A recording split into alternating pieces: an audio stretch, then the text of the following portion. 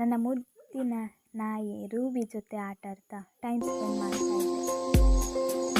ಅದ್ರ ಜೊತೆ ಇರೋದೇ ಒಂಥರ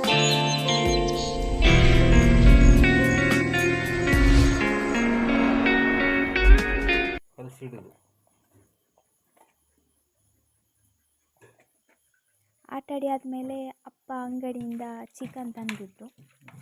ಅದು ಮಾಡುವಂಥ ಚಿಕನ್ ತರುವಂಥ ಆಸೆ ಆಯಿತು, ಹಾಗೆ ಅಪ್ಪನ ಹತ್ರ ತರಲಿಕ್ಕೆ ಹೇಳಿದ್ದು. ನಾವು ಚಿಕನ್ ಸುಕ್ಕ ಮಾಡ್ತಿದ್ದೇವೆ. ಮೊದಲು ತವಾನ ಬಿಸಿ ಮಾಡಲಿಕ್ಕೆ ಇಡಬೇಕು ಸ್ಟವ್ ಮೇಲೆ. ಆಮೇಲೆ ಸ್ವಲ್ಪ ಎಣ್ಣೆ ಅಂದರೆ 3 ಸ್ಪೂನ್ ಆಗುವಷ್ಟು ಎಣ್ಣೆಯನ್ನು ಹಾಕ್ಕೊಳ್ಬೇಕು. ಮೆಣಸು ಹಾಕಬೇಕು. ಎಷ್ಟು ಬೇಕೋ ಅಷ್ಟೇ ಮೆಣಸನ್ನು ಹಾಕಿ, 1 kg ಎಷ್ಟು ಮೆಣಸು ಬೇಕು ಅಷ್ಟೇ ಇಡೀ ಮೆಣಸನ್ನು ನಾವು ಹುರಿದಿಟ್ಟುಕೊಳ್ಬೇಕು. ಮೆಣಸನ್ನು ಎಣ್ಣೆಯಲ್ಲಿ ಚಂದ ಹುರಿಬೇಕು. ಅದು ತುಂಬ ಕಪ್ಪಾಗಬಾರ್ದು, ಚಂದ ಫ್ರೈ ಆಗಬೇಕು.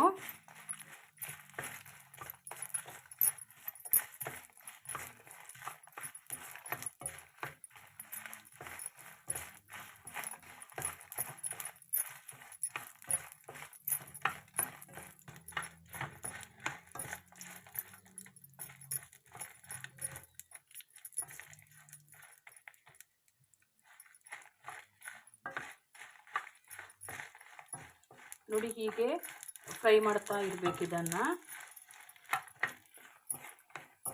ಅಂಗಡಿಯಿಂದ ತುಂಬ ಖಾರದ ಮೆಣಸು ಅಂತ ತರಬಾರ್ದು, ಹದ ಖಾರ ಇರುವ ಮೆಣಸು ಕೊಡಿ ಅಂತ ಹೇಳಬೇಕು. ನಾವು ಅಂಗಡಿಯಿಂದ ಮೆಣಸು ನುಡಿ ಎಲ್ಲ ತರಬಾರ್ದು. ನಾವೇ ಮನೆಯಲ್ಲಿ ಚಂದ ಹುರಿದು ಇದನ್ನೇ ಹುಡಿ ಮಾಡಿ ನಾವು ಅಡುಗೆ ತಯಾರು ಮಾಡಬೇಕು. ಹೆಲ್ತಿಗೂ ಒಳ್ಳೆಯದು, ಕೆಮಿಕಲ್ ಇರುವುದಿಲ್ಲ. ನೋಡಿ, ಇದು ಕೆಂಪಾಗಿದೆ. ಈಗ ನಾನು ಅದನ್ನು ಬೇರೆ ತೆಗೆದಿಟ್ಟುಕೊಳ್ತೇನೆ. ಒಂದು ಪಾತ್ರಕ್ಕೆ ಹಾಕ್ಕೊಂಡಿದ್ದೇನೆ ಅದನ್ನು, ಮೆಣಸನ್ನು. ಮನೆಯಲ್ಲೇ ಬೆಳೆದಂತಹ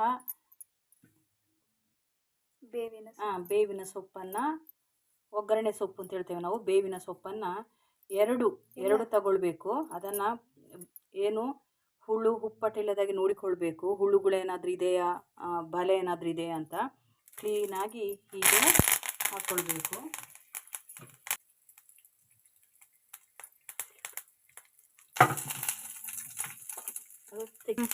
ಎಣ್ಣೆಯಲ್ಲಿ ಬೇವಿನ ಸೊಪ್ಪನ್ನು ಹೀಗೆ ಹುರಿತಾ ಇರಬೇಕು.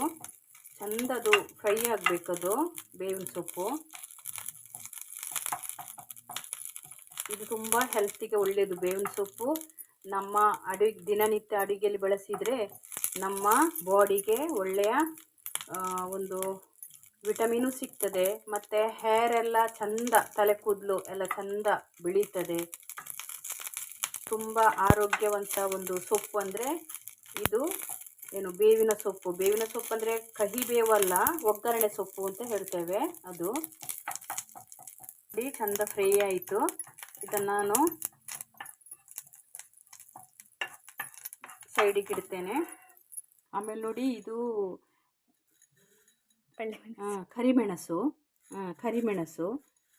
ಕರಿಮೆಣಸನ್ನು ಇದು ನಮ್ಮ ತೋಟದಲ್ಲಿ ನಾವು ಬೆಳಿತೇವೆ. ಅದನ್ನು ತುಂಬ ಹಾಕ್ಕೊಳ್ಬಾರ್ದು, ತುಂಬ ಹಾಕ್ಕೊಂಡ್ರೆ ಖಾರ ಇದು. ಆಮೇಲೆ ಇದನ್ನು ಹದ ಹಾಕ್ಕೊಳ್ಬೇಕು ನಾವು, ಎಷ್ಟು ಬೇಕೋ ಅಷ್ಟೇ. ಇದು ತುಂಬ ಒಳ್ಳೆಯದು, ಅಮೃತ. ಇದು ನಮ್ಮ ಬಾಡಿಗೆ ಇದು ಕೆಮ್ಮು, ಶೀತ, ಕಫ ಏನಿದ್ರೂ ಇದರಲ್ಲಿ ಉಪಶಮನ ಆಗ್ತದೆ. ಇದನ್ನು ಸ್ವಲ್ಪ ನಾವು ಫ್ರೈ ಮಾಡಿಕೊಂಡ್ರೂ ನಡೀತದೆ. ನೋಡಿ, ಇದು ಕರಿಮೆಣಸು ಫ್ರೈ ಮಾಡ್ತಾ ಇದ್ದೇನೆ. ತುಂಬ ಕರಿ ಆಗಬಾರ್ದು ಅದು.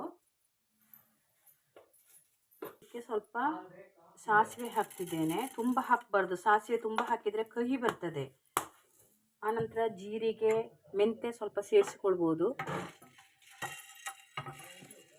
ಮೆಂತೆ ತುಂಬ ಹಾಕ್ಕೊಳ್ಬಾರ್ದು, ಯಾಕೆಂತ ಹೇಳಿದರೆ ಮೆಂತೆ ಕಹಿ ಆಗ್ತದೆ ತುಂಬ ಹಾಕ್ಕೊಂಡ್ರೆ.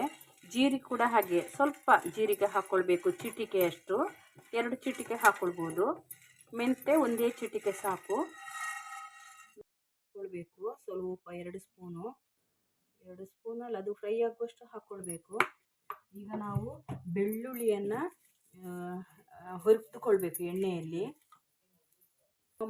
ಇಡೀ ಬೆಳ್ಳುಳ್ಳಿ ಹಾಕಿದರೆ ನಮ್ಮ ಮುಖಕ್ಕೆ ಏನಾಗ್ತದೆ, ಅದು ರಡ್ತದೆ. ಅದಕ್ಕೆ ನಾವು ಅದನ್ನು ಹಾಕಬೇಕು, ಜಜ್ಜಿ ಫ್ರೈ ಮಾಡಬೇಕು, ಎಣ್ಣೆಯಲ್ಲಿ ಫ್ರೈ ಮಾಡಬೇಕು. ತುಂಬ ಟೇಸ್ಟಿ ಆಗ್ತದೆ ಸಾಂಬಾರು.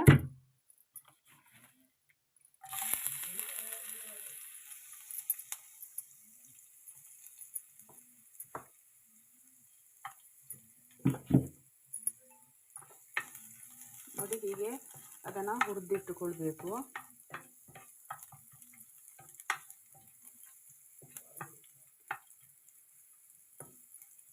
ನೋಡಿ, ಇದಕ್ಕೆ ಇದು ಈರುಳ್ಳಿ ಹಾಕಬಾರ್ದು. ಈರುಳ್ಳಿ ಮತ್ತೆ ಉಪಯೋಗಿಸ್ಬೇಕು. ನಾವು ಈ ಮಸಾಲೆ ಅರಿಯುವಾಗ ಈರುಳ್ಳಿ ಉಪಯೋಗಿಸ್ಕೊಂಡ್ರೆ ಅದು ಸಿಹಿ ಆಗ್ತದೆ ಸಾಂಬಾರು. ಅದಕ್ಕೆ ಬರೀ ಬೆಳ್ಳುಳ್ಳಿಯನ್ನು ನಾವು ಹಾಕ್ಕೊಳ್ಬೇಕು.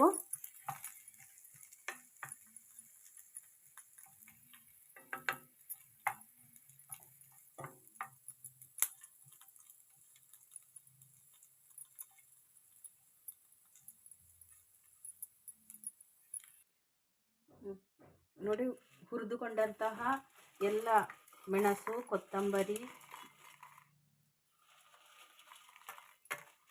ಜೀರಿಗೆ, ಮೆಂತೆ ಇವೆಲ್ಲವುಗಳನ್ನು ನಾವು ಮಿಕ್ಸಿಗೆ ಹಾಕಿ, ಸ್ವಲ್ಪ ಕೂಡ ನೀರು ಹಾಕ್ಕೊಳ್ಬಾರ್ದು, ನೀರು ಯೂಸೇ ಮಾಡಬಾರ್ದು.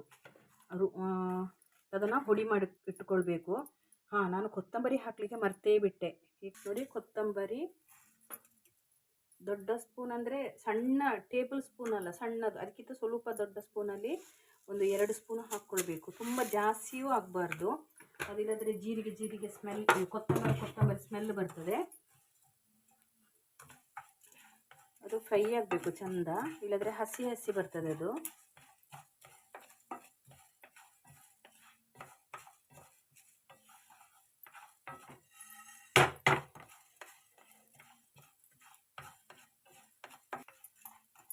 ನೋಡಿ, ಇದು ಚಂದ ಕೆಂಪಾಗ್ತಾ ಬರ್ತಾ ಇದೆ. ಇದನ್ನೀಗ ನಾನು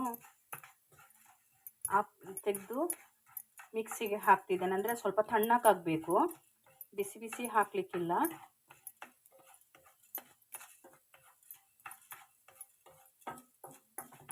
ತುಂಬ ಕಪ್ಪಾದರೆ ಅದು ಟೇಸ್ಟ್ ಬರೋದಿಲ್ಲ, ಹದ ಕೆಂಪಾಗಿರಬೇಕು, ಅದು ತಣ್ಣಗಾಗಬೇಕು. ಮತ್ತು ಇದನ್ನು ಮಿಕ್ಸಿಗೆ ಹಾಕ್ತೇನೆ. ಆಮೇಲೆ ಅದರ ಜೊತೆ ಇದು ಉಂಡೆ ಹುಳಿ ಅಂತ ಹೇಳ್ತೇವೆ ನಾವು, ಕಾಡಲ್ಲಿ ಸಿಗ್ತದೆ ಮರದಲ್ಲಿ. ಆ ಹುಳಿಯನ್ನು ಹಾಕಿದರೂ ಆಗ್ತದೆ, ಹುಣಸೆ ಹಣ್ಣಿನ ಹುಳಿಯೂ ಹಾಕಿದರೂ ಆಗ್ತದೆ. ನಾವು ಎಷ್ಟು ಮೆಣಸು ಹಾಕ್ತೇವೋ ಅಷ್ಟೇ ಸಮವಾಗಿ ಹುಣಸೆ ಹಣ್ಣನ್ನು ಹುಳಿಯನ್ನು ಉಪಯೋಗಿಸ್ಕೊಳ್ಬೇಕು. ಹುಣಸೆ ಹಣ್ಣನ್ನು ನಾನು ಇಷ್ಟು ಹಾಕ್ಕೊಳ್ತಿದ್ದೇನೆ.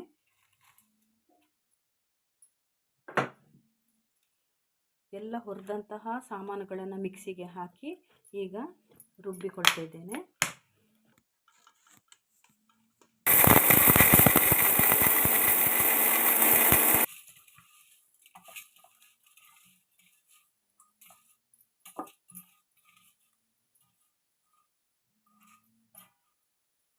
ನೋಡಿ, ಮಸಾಲೆನ ಹುಡಿ ಮಾಡಿಟ್ಟುಕೊಂಡಿದ್ದೇನೆ. ಈಗ ಬಾಣಲೆಯನ್ನು ಕಾಯಿಸ್ಲಿಕ್ಕೆ ಇಟ್ಟಿದ್ದೇನೆ ಸ್ಟವ್ ಮೇಲೆ. ಅದರೊಳಗೆ ಎಣ್ಣೆ ಹಾಕ್ತಿದ್ದೇನೆ. ದೊಡ್ಡ ಸ್ಪೂನಷ್ಟು ಎಣ್ಣೆ ಹಾಕ್ಕೊಳ್ಬೇಕು. ಹಾಕಿದ ಮೇಲೆ ಅದಕ್ಕೆ ಒಂದು 5-6 ಹೆಸರು ಬೆಳ್ಳುಳ್ಳಿಯನ್ನು ವಾಪಸ್ ಗುದ್ದಿ ಹಾಕಬೇಕು.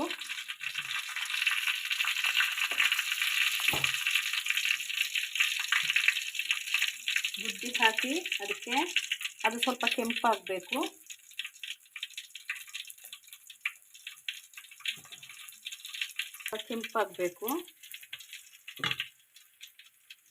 ಕೆಂಪಾದ ಕೂಡಲೇ ಅದಕ್ಕೆ ಸ್ವಲ್ಪ ಸಾಸಿವೆ ಹಾಕಬೇಕು. ಆಮೇಲೆ 2 ಎಸಳು ಬೇವಿನ ಸೊಪ್ಪು, ಒಗ್ಗರಣೆ ಸೊಪ್ಪನ್ನು ಹಾಕ್ಕೊಳ್ಬೇಕು. ಇದೆಲ್ಲ ಕೆಂಪಾಯಿತು. ಇನ್ನು ಇದಕ್ಕೆ ಹೀಗೆ ಹಚ್ಚಿಕೊಳ್ಬೇಕು. 1 ಈರುಳ್ಳಿ ಸಾಕು, ತುಂಬ ಹಾಕಿದರೆ ಅದು ಸಿಹಿ ಆಗ್ತದೆ. ಯಾಕೆಂದರೆ ಊರು ಕೋಳಿಗಾದರೆ ಎಷ್ಟು ಈರುಳ್ಳಿ ಹಾಕಿದರೂ ಅದು ಏನಾಗೋದಿಲ್ಲ. ಈ ಫಾರ್ಮ್ ಕೋಳಿಗೆಲ್ಲ, ಬಾಯ್ಲರ್ ಕೋಳಿಗೆಲ್ಲ ಇದು ನಾವು ಈರುಳ್ಳಿ ತುಂಬ ಹಾಕ್ಕೊಳ್ಬಾರ್ದು. 1 ಈರುಳ್ಳಿ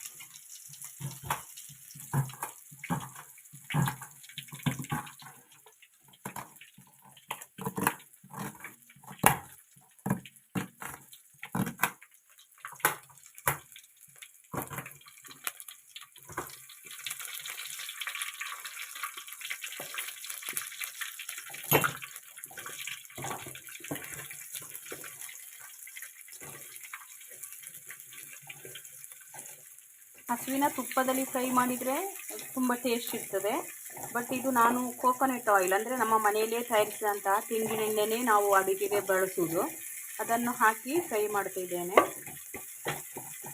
ನಾವು ಬೇರೆ ಯಾವುದೇ ಒಂದು ಅಂಗಡಿಯಿಂದ ರೆಡಿಮೇಡ್ ಎಣ್ಣೆ ನಾವು ತರುವುದಿಲ್ಲ. ನಾವು ಮನೆಯಿಂದಲೇ ತಯಾರಿಸಿದಂತಹ ಕೋಕೋನಟ್ ಆಯಿಲ್ ತೆಂಗಿನೆಣ್ಣೆಯನ್ನೇ ನಾವು ಬಳಸುವುದು.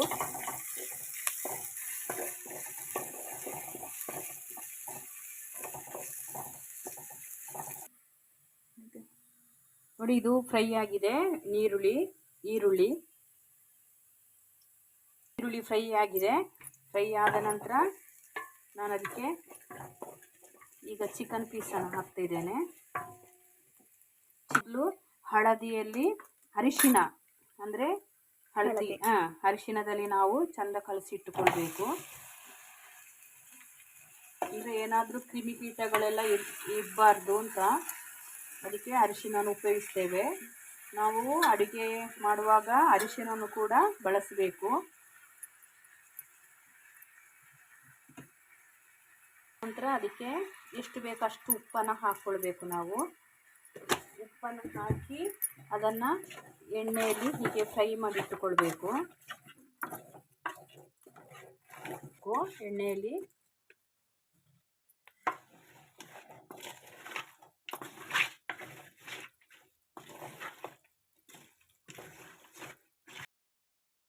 ನೋಡಿ, ಇದನ್ನು ಹೀಗೆ ಫ್ರೈ ಮಾಡಬೇಕು ಚಂದ.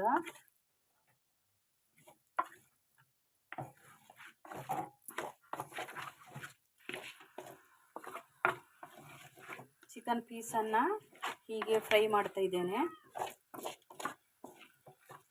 ಫ್ರೈ ಮಾಡೋಕೆ ಉಪ್ಪು ಹಾಕ್ಕೊಳ್ಬೇಕು, ಆಗ ಚಂದ ಎಳ್ಕೊಳ್ತದೆ ಪೀಸಿಗೆಲ್ಲ. ಹೀಗೆ ಫ್ರೈ ಆದ ನಂತರ ಒಂದು 5 ನಿಮಿಷ ಹೀಗೆ ಫ್ರೈ ಮಾಡ್ತಾ ಇರಬೇಕು. 5 ನಿಮಿಷ ಆಯ್ತು. ಈಗ ನೋಡಿ, ನಾವು ಹುರಿದಿಟ್ಟುಕೊಂಡಿದ್ದೇವಲ್ಲ, ಮೆಣಸು,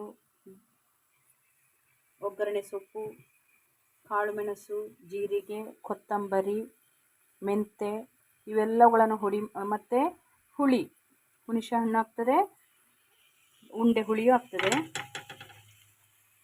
ಇದನ್ನು ನಾವೇನು ಮಾಡಿಕೊಳ್ಬೇಕು, ಇದಕ್ಕೆ ಹಾಕಬೇಕು.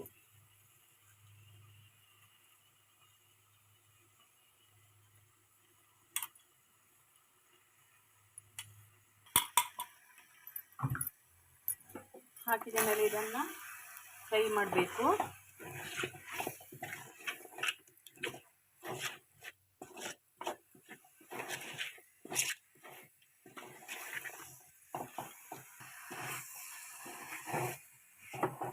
ನೋಡಿ, ನಾನು ನೀರು ಸೇರಿಸಲೇ ಇಲ್ಲ, ಹೀಗೆ ಫ್ರೈ ಮಾಡ್ತಾ ಇದ್ದೇನೆ.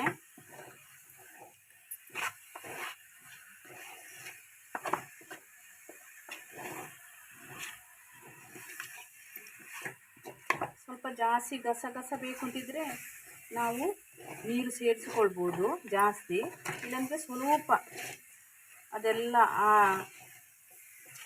ಉಪ್ಪೆಲ್ಲ ಇಳ್ಕೊಳ್ಳಿಕ್ಕೆ ಸ್ವಲ್ಪ ನೀರನ್ನು ಹಾಕ್ಕೊಳ್ಬೋದು. ನೋಡಿ, ಸ್ವಲ್ಪ ನೀರನ್ನು ಹಾಕ್ಕೊಳ್ತಿದ್ದೇನೆ, ಸ್ವಲ್ಪ.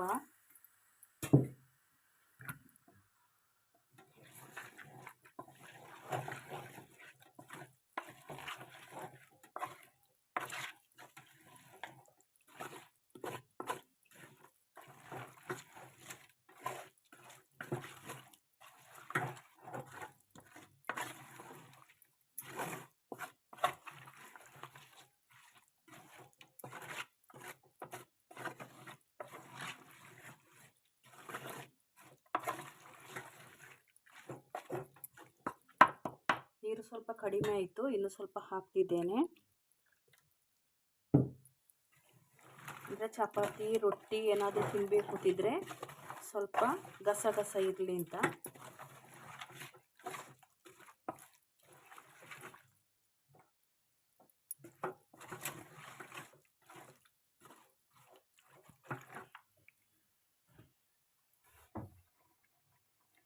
ನೋಡಿ, ಸ್ವಲ್ಪ ನೀರು ಹಾಕಿದ್ದೇನೆ. ಈಗ ಸ್ವಲ್ಪ ಅದು ಬೇಯಬೇಕು, ಮತ್ತು ಹಸಿ ಇರಬಾರ್ದಲ್ಲ. ಈಗ ಉಪ್ಪು ಹಾಕಿ ನಾನು ಅದನ್ನು ಚೆಂದ ಕಲಸಿ ನಾನು ಬೇಯಲಿಕ್ಕೆ ಇಡ್ತಾ ಇದ್ದೇನೆ. ಈಗ ಚಂದ ಬೆಂದಿದೆ, ಉಪ್ಪೆಲ್ಲ ಎಲ್ಲ ಮಸಾಲೆ ಎಲ್ಲ ಸರಿಯಾಗಿದೆ. ಈಗ ಘಮ ಘಮ ಅಂತ ಪರಿಮಳ ಬರ್ತಾ ಇದೆ. ಆಹಾ, ತುಂಬ ಟೇಸ್ಟ್ ಇದೆ. ಇದಕ್ಕಿನ್ನು ಉಪ್ಪೆಲ್ಲ ಚಂದ.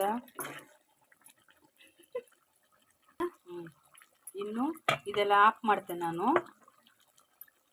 ಚಿಕನ್ ಸುಕ್ಕ ರೆಡಿ ಆಯಿತು. ಇದಕ್ಕಿನ್ನು ಕೊತ್ತಂಬರಿ ಸೊಪ್ಪನ್ನು ಸಣ್ಣ ಸಣ್ಣ ಕಟ್ ಮಾಡಿ ಆಫ್ ಮಾಡ್ತಿದ್ದೇನೆ. ಈಗ ಚಿಕನ್ ಸುಕ್ಕ ನೋಡಿ, ನೀರು ದೋಸೆ ಮಾಡಬೇಕಂತೆ. ಅದಕ್ಕೆ ನೀರು ದೋಸೆ ಕಾವಲಿ ಇಟ್ಟಿದ್ದೇನೆ. ಈಗ ತವ ನೋಡಿ, ನೀರು ದೋಸೆ ಸ್ಪೆಷಲ್ ನೀರು ದೋಸೆ ಮತ್ತು ಚಿಕನ್ ಸುಕ್ಕ. ಈ ನೀರು ದೋಸೆ ಟೇಸ್ಟಿ ಬರಬೇಕು ಅಂತಿದ್ರೆ ನಾವು ಅದಕ್ಕೆ ಈರುಳ್ಳಿ ಹಾಕ್ಕೊಳ್ಬೇಕು ಮತ್ತು ತೆಂಗಿನಕಾಯಿ ತುರಿದು ಅದರ ಹಾಕ್ಕೊಳ್ಬೇಕು. ತುಂಬ ಹಾಕ್ಕೊಳ್ಬಾರ್ದು, ಇಲ್ಲದ್ರೆ ಅದು ತವದಿಂದ ಎದ್ದೇಳುವುದಿಲ್ಲ. ಎಷ್ಟು ಬೇಕು ಅಷ್ಟೇ ಹಾಕ್ಕೊಳ್ಬೇಕು, ರುಚಿ ತಕ್ಕ. ತವದಲ್ಲೇ ಅಂಟಿ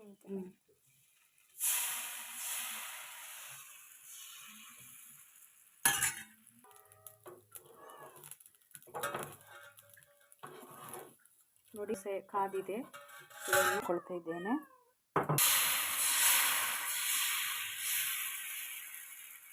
ದೋಸೆ ರೆಡಿ ಆಯಿತು.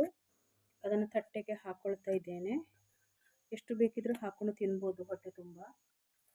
ಚಿಕನ್ ಸುಕ್ಕವನ್ನು ತಟ್ಟೆಗೆ ಹಾಕ್ತಿದ್ದೇನೆ.